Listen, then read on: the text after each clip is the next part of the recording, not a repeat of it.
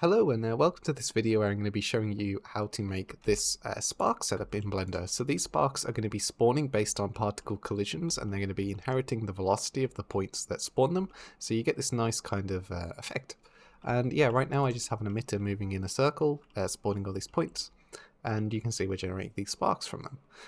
So to quickly overview what we're going to be doing, we're going to be making basically a couple of particle systems inside of geometry nodes. So we're going to be making one node group to solve for particles, so we can add like initial velocities and forces into this node group, and the particles will move based on that. And then we're going to be making one for our emitted particles. Then we're going to be detecting where they hit the ground, and then spawning in these sparks using the same node group. So yeah, let's get into it in a new file here. So yeah, I have this custom layout, but you could just as easily do this inside of Geometry Nodes layout. I just prefer it like this. So yeah, let's get started. I'll add in a plane as my emitter object and another plane as my container for my sparks. So I'll add in a Geometry Nodes on this, delete out the input, and bring in our emitter. I'll just rename it quickly and bring that in here. Now if I plug in this into the geometry, set this to relative, you can see our planes line up. So that's great. Now we basically want to create a quick little node group to simulate some particle forces on this. So I'm going to add in a simulation zone and connect that up here. And basically I want to move these points based on a calculated velocity, which I want to calculate based on forces. So let's set the position. And let's grab a named attribute node, and we're going to define an attribute called velocity and plug that into the offset. So now we're just adding to position our velocity. And our velocity is going to be a vector over here. And to calculate our velocity from a force, we need to also calculate acceleration. So let's go ahead and do that too. So now we're storing acceleration and velocity. We need to store a force as well. So we have all we need here now, and our force is essentially going to be our input. So let's do a vector here and do this. So this will be like the force of gravity, just a vector going straight down. And then to get our acceleration from our force, we're going to do F equals ma and rearrange for a. So named attribute force divided by mass. And for now, I'll just set our point mass to be a value of 1, so this won't be doing anything now, but the reason is we can replace this value with a random value and get some randomized like fall rates. So now we have our acceleration from our force. Our velocity from our acceleration is going to be our previous velocity, add our new acceleration, scaled by the change in time. And that's just based on the formula for velocity. So let's plug that in. And obviously I haven't actually distributed any points on this plane, so we're just actually moving the plane itself. So let's go ahead and distribute some points on this. Distribute points on faces, and now we should be moving points instead. Yep. And I want to add one more attribute to this actually. I'm going to add an age attribute, so let's store an integer after everything called age. And it's just going to be whatever the age was previously, add 1. So let's do an integer math add 1. So now age just increments by 1 every single frame. And then we want to say if the age gets above a certain value, delete those points. So if age is greater than 10, delete out those points. And you can see now once they fall for 10 frames, they die. So perfect. Now I want to enable continuous emission of this, so I'll just rejoin in these points and before we do any of this force stuff, so like that. So now you can see we get points spawning continuously, but they're all spawning in the same way, so let's plug in a frame into the seed here, and now we get random points. But you see we get this like consistent striping, and that's because they're all falling by the same rate. So this is where this value node comes into play. We'll replace it with a random value, and if I set this to not be 0, you get like a much more random like effect. And you don't get any stripes now. So that's the reason for doing it like with forces and everything. Cool. Now the other thing I want to implement is a system for initial velocity. So let's go ahead and store our velocity before we do any of the simulation stuff. And this will just be our initial velocity now. And make sure you do it before you rejoin it as well. And if I set this to 1 on the X, now you should see that they move on the X direction as they spawn, and they just move down as well. So yeah, that's great now. Let's drag in a vector as an input to this, and now let's group up this whole system because we're going to be using this again later on for our sparks. So I'll group that up, call it particles, and yeah, so we're going to be inputting our points, and this value is our initial velocity, and I also want to input our forces, and I want to input a I'll add a float input as our mass. So let's call this mass.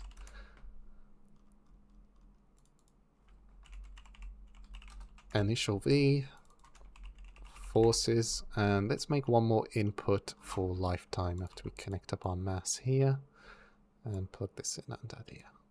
Yeah, let's make this our lifetime value. So create that here. And now we have this generic node group that we can use to solve for any particle motion. So let's set the mass to a random value again. And make sure it's never at 0. And let's give it the force of gravity again. We should get the same result.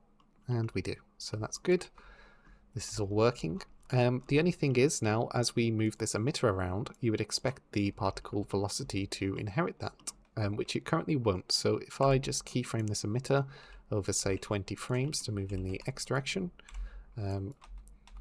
you can see the particles follow it, but they don't actually update their velocity based on it. So if I view the spreadsheet in our points tab and find our velocity attribute, you can see they only go down. There's no X component, which you would expect to see. So we need to calculate the velocity of our emitter. And in order to do this, you can use a trick in that inside of geometry nodes, if you take a moving or deforming object and run it through a simulation zone, it will remove that deformation basically and just give you the first frame of it. So it'll be like a static version. So now we have a static and a moving version. We can calculate the change in position and from there get our velocity. So let's go ahead and set the position inside this simulation zone to be what it should be by sampling the index of all these points. So let's sample a vector position. And we could just sample it as index 0 given this is a rigid object, but to make it more general, I'll plug in the index into this. And now we're sampling the position of all the points, set it to that, and now if we play this through, it's moving the correct way again. But the reason this is useful to us now is because before we do the set position, we can store its position before this happens. So we'll call this previous position, and this will just be wherever its position is at that time.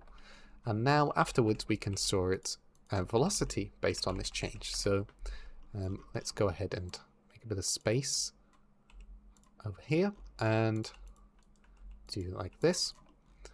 Let's grab our current position and take away our previous position that we just calculated. Call that a vector, previous position, and let's not add them but take them away and just plug that in as our velocity. Technically you should scale this by delta time, but I don't really care. So let's go ahead and group this all up and call this calculate v. So now this will calculate the velocity of whatever's input to it. So if I view this and view our vertices, we should start seeing a velocity attribute appear on this. And you can see it has an X component, which is just the velocity of this emitter now. So that's really useful because now we can basically transfer that velocity into the initial velocity of our points. So because this is a rigid object, I'm just going to sample index, and I'm going to sample the 0th index, so just any vertice on this object, just sampling the one with index 0, and I'm going to sample its velocity that we just created, and plug that into initial velocity. And now if we watch this, you can see the particles like overshoot and move based on that emitter's velocity. So that's going to be great because we're going to be able to use that to control the direction of our sparks. I'm also going to increase the lifetime from 10 to something like 50, just so they last a lot longer. So that's step 1 sort of done now. We just need to now calculate where these points intersect with a grid. So let's make a grid that's 20 meters square. and give it a lot of points, 128 points. So now we have this, which is just a very dense grid. And we're going to turn each one of these vertices into a point. So meshed points on this. And now we just have a bunch of points. And we want to do a geometry proximity. And we basically want to say what's the distance from our particles to this grid, any point on this grid. And you can see that like we get these little like black dots appearing, which is very useful for us because now we can use these to spawn our sparks. So I just want to get singular points for where they intersect, so I'm going to use a math compare node actually, set to greater than, and I'll just set this to 0.1 or something quite small. I think 0.1 seems to work pretty well in the tests I've been doing, so I'll leave it at that for now. But this is kind of important, it controls the density of the sparks that you're creating. So I'll drop in a delete geometry node and delete out all the points that aren't these intersection points. And now if I play this through, you can see we get a bunch of like flickery points based on where the our emitting points intersect the ground plane. Now there's one problem with this. If we look at the attributes on these points, they only have position and radius. They don't have anything to do with the velocity we just calculated on these particles. So I want to transfer that onto these. So I'm going to store an attribute on these called initial v, and this is going to be transferred from our point velocity. So I'm going to sample the nearest point to our hit point and sample that index, and then I'm going to sample a vector named attribute, and we're going to grab the velocity of these points from inside this node group, plug that into the value for initial velocity, and now they have some inherited velocity from the points. Now we have these points, we basically just want to run a particle simulation on these points now. So let's grab our particle group that we made and plug this through there. And if I give these a mass of 1 and a force that goes down, you can see that as we play this, we just get some points that fall as the simulation runs. But they fall in a way that the first ones that spawn start falling, and then, you know, they all do this like staggered domino effect. So it looks pretty cool. Let's increase the lifetime a bit as well. And let's give it the initial velocity we just stored here. So let's grab a named attribute, vector, initial v into initial velocity. This makes them move down a lot because they're inheriting the same downwards velocity as our spawn points. I only want the left and right, I don't want the down, so I'm going to use a vector math, multiply 1 and 1 on x and y and 0 on the z. So now we have this motion where the points will spread and follow the direction of the emitter, but they won't, you know, follow the downward direction. And now I want them to move up when they spawn, so let's grab a add node and add some like random up value. So I'll set this all to 0 and then just increase this to like 2 on the max z and 1 on the min z, so they should spawn upwards. And to control just the magnitude of this, I'll add in a vector math, set it to scale, and now I can control like the strength of this effect. So now they do like this little fountain thing, which is pretty cool, but there's a bit of a problem because we're only actually simulating 1 particle per spark, and obviously we want like a lot more particles per spark. So in order to convert these initial spawn points into like 100 spawn points each, I'm going to use the new for each element loop. And all this is going to allow me to do is really simply take each particle and convert it into more. So let's first of all grab a points node and connect it to the generated output in this node, and then we'll plug that into our particle system. So let's do like 50 points per spark. And now the problem is they're all going to be at the origin, which isn't quite what we want. We want them to follow the position of these hit points. So as you can see, like in this for each loop, they're all going to be at the origin, and our actual like spawn points are not going to be at the origin. So let's grab the position attribute, pass this into the loop and plug it into the position of our points. And now we should be spawning like 50 points per spawn point. They're all stacked on top of each other, but you'll see in the point spreadsheet we have now 350 points, where before we had 7. So quite a few more. And now if we run the simulation, you'll see that there are a lot more points bouncing up as we do this. So that's pretty good. I'm going to randomize the mass actually. That will be helpful for us. Set this to minimum of 0.2. And now they fall slightly different rates. So that's pretty good. And now in the initial velocity, I want to give them some random like arc velocity. And to do this, I'm just going to add in like another random value run through a scale node. But this time, instead of doing it on the Z components, I'm going to do it on everything but the Z components. So I'll go from 1 to -1 on the X and Y. And now if I run this, you can see they do like a more spherical explosion. And I can control the radius of that with this scale node and the height with this one. So we can make it more exaggerated or less or whatever you want to do with that. And also let's randomize the lifetime of it using another random value set to integer. I'll set it from 6 to 12. So we should get some more random life. Yeah, from there I could tweak these values for a long time, but I think this is pretty good. So I'm just going to save this file, and yeah, I'm going to start showing you how to mesh these particles. So usually you would do this sort of like with motion blur, but I wanted to see if it was more efficient to do it inside of geometry nodes, so we're basically going to be making some trails based on their velocity. So I can't work with these as points at this point, so I need to convert them to vertices. And the reason for this is I can now extrude mesh, and I can extrude vertices. And now you see we get some things that look like trails, but they're actually just based on the normals of the points. They don't follow their direction or anything. To get them to follow the direction, we want them to follow the velocity. So let's bring in our velocity attribute from inside this node group again, and plug it into the offset, and now they will follow the direction of the velocity. So you can see as they arc around, the points and the lines move, which looks pretty nice, but the length of them should be based on their speed. So let's take the length of the velocity, which is just like the magnitude or the speed of it, plug that into the offset scale. Now the ones that move slowly will have shorter lines than the ones that move quickly. So that's pretty cool. I basically just want to mesh these and render them now. So I'm going to convert this mesh to a curve and back to a mesh again. And this just allows me to profile it with a curved circle. And we have some massive loops at the minute. I'm going to fill caps and turn the radius down to like 0.01. And now you see we get some meshes that we can actually render. The only other thing I want to do before I start to material these is make the radius go down as they get older. So I'm going to set curve radius. If I set it to 1, it will act as like a multiplier of 1 on our normal radius. And I basically want to decrease this as they get older.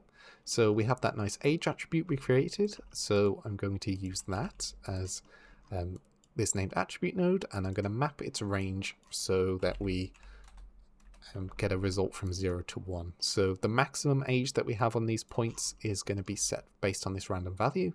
So I'll plug that into the max there. And now we get a value. They should be very small when they spawn and get bigger as they get older. I want to invert that, so I'll set that to 1 and that to 0.